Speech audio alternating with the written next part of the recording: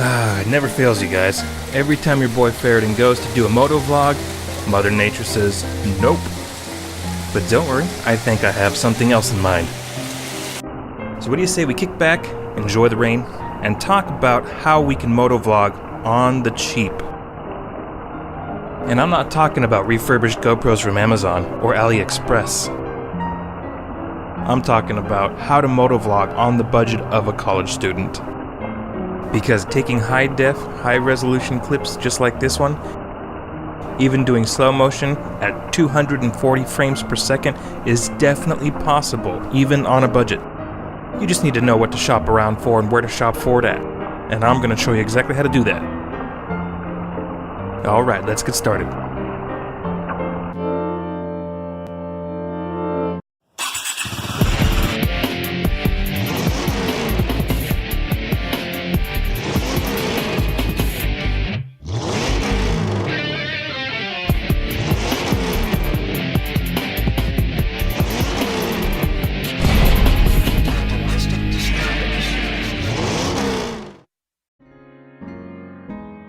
Hello again, my fellow moto dudes and dudettes, and welcome back to the channel. So if you're like me, you've no doubt watched hours and hours of really cool motovloggers on YouTube. Some of them do test rides of different motorcycles, others do how-to tutorials, some just jibber-jabber about anything and everything under the sun while they ride around aimlessly for hours. Whatever it is that gets them going, it's people like you and I that benefit from all of that free entertainment. Long before I got my own motorcycle, I'd pine away for hours watching guys and gals riding around on the very bikes that I fantasized about owning someday. Part of the fun was seeing what it looked like to be on that bike from the rider's point of view. The needle of the tachometer flicking up and down with every shift, hearing what the different engines sounded like, watching how fast they could overtake other vehicles on the road, or watching a rider carve up twisty roads through a treacherous canyon, seeing how far they could lean the bike over in every turn. Because of them, you may be wanting to become the star of your very own YouTube channel too, but you're not sure where to start. Or maybe the thought of forking over $1,000 for the latest and greatest motovlog gear seems a bit beyond your reach. Many of the professional YouTube motovloggers out there will talk all day long about GoPro this and Sony that. While those setups are friggin' awesome, the price tags may leave your jaw on the ground. Some of them spend not hundreds, but thousands of their hard-earned dollars trying to bring us along for the ride, as if we were on their motorcycles right there with them. Some of them have put together a sarcastic, air quotes, budget setup that still ends up costing north of $500 when all is said and done. While costs might not be an issue for them, it often is for us, as even refurbished GoPros can cost $250 a pop or more. That may just be a little too much for our thin wallets to handle. Being on a bit of a budget myself, I've had to scour the interwebs looking for deals and discounts and trying to find things that gave me the best bang for my buck. And now I'm going to pass those nuggets of knowledge on to you. You may have seen some of my other videos where I show you how to modify your motorcycles for mere pennies instead of shelling over hundreds of dollars for name brand products. Now I'm going to show you my motovlog setup and tell you how much it cost. I'll even share some of my tips for how to really spread your precious paper presidents around and get you up and running. You can get a simple Chinese-made faux pro off Amazon. You may be thinking, but there are so many to choose from and a lot of them are crap, so which one do I get? Are they all just crap? Can some of them actually work for the purpose of motovlogging? Not only am I going to show you which one to get, I'll even explain why. Now, in all fairness, the setup I have does come with some limitations, which I will definitely go over so that you know what you're getting. A lot of those fancy cameras and voice recorders are high quality, and the footage or audio they capture is ready to use when you're done recording, without any software editing or rendering. My setup does require some time to edit my voice with Audacity, as well as some spit polish on the video with Sony Vegas, or what is now Magix Vegas, so keep that in mind. It works for me because I've already got the software to iron out the wrinkles in the audio and the video. It helps me to eliminate a lot of the issues so it's not so obvious that I'm using a budget motovlogging setup. And Audacity does have a free download, so that's available for everybody. I'll start off by listing the basics that you'll need. Then I'll show you some of the extras that I've accumulated over time. Okay, so first off you're going to need two things. An action camera that you can mount to your helmet, and a voice recorder. After doing a lot of research into all the GoPros available at around the $50 mark on Amazon, I settled for the Suico C30R. Coming in at around 36 bucks, the Suico C30R checked off all of the bare essential boxes that I needed from an action camera for motovlogging. It records in 720, 1080p, 2K and 4K. Granted, the 2K and 4K options are not native, they are scaled up, so they won't stand up to, say, their big brother counterparts. However, they can do in a pinch. To be honest, the 1080p is more than enough for motovlogging. If you've seen any of my videos on my channel, all of them are in either 720 or 1080p.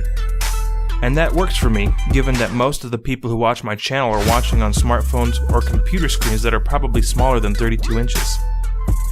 While the frame rates drop in the 2K and 4K record modes to around 30 FPS and 24 FPS respectively, in 1080p the frame rate stays steady at a smooth 60 frames per second. The Suico C30R was one of the few action cameras at its price point that came with gyroscopic software and electronic image stabilization to reduce shaking and camera tilt, which are amazing features to have on a sub $50 camera and must-haves for motovlogging. While the nighttime footage does come out a bit grainy, daytime footage is pretty good. It does have a zoom function and touts a 170-degree wide-angle lens. The Suico C30R also has a 2-inch color screen, which is great for setting up those perfect shots, and a removable battery feature. The kit comes with a short USB to micro USB cable for charging, 2 removable batteries, and a basic parts kit for mounting it to anything from your wrist, to bicycle handlebars, to even your helmet. The only suggestion I would make would be to invest in a roll of 3M double-sided tape, as the double-sided tape included in the kit does not stick or adhere very well to any surfaces. Since the camera does not have any internal memory for recording, it does have a slot for a micro memory card. Alright, now that I've given you all the features and the pros of the camera, here are some of the cons. First of all, and one of the most critical factors, the camera does seem prone to overheating when it's inside the waterproof case, which is what I use to mount it to my helmet. Since I don't really need it to be waterproof, I may just go ahead and drill some vent holes in the plastic later. Also, the batteries only tend to last about 20 to 30 minutes on a full charge. This is horrible for long rides, but for what I need it for, it works just fine. I just have to keep reminding myself every 20 to 30 minutes to stop, pull over, open it up, and swap out the batteries. And finally, the microphone. The C30R does not support an external mic, and its internal mic is lackluster at best. But again, it's good enough for what I need it for. I usually use the audio from my digital voice recorder for everything from exhaust clips to narration. And that's a great segue into the next thing that you'll need for motovlogging, a digital voice recorder. Even digital voice recorders can easily soar up over $100. So which one fits the bill and the budget? I went with the EVISTR DVR. Coming in at a mere $36, the EVISTR provides 16 gigabytes of internal storage space, which equates to over 1,000 hours of recording, voice playback, an expandable micro memory card slot, a micro USB port with micro to full USB cable to tether to your computer for recharging the battery and also for quick, easy file transfers.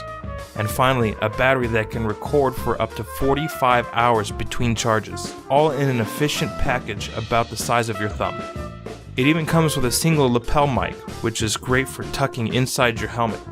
The only downside to the EVISTR is that even with dual channel microphones, the EVISTR will only record one channel, and the audio does come out very quiet.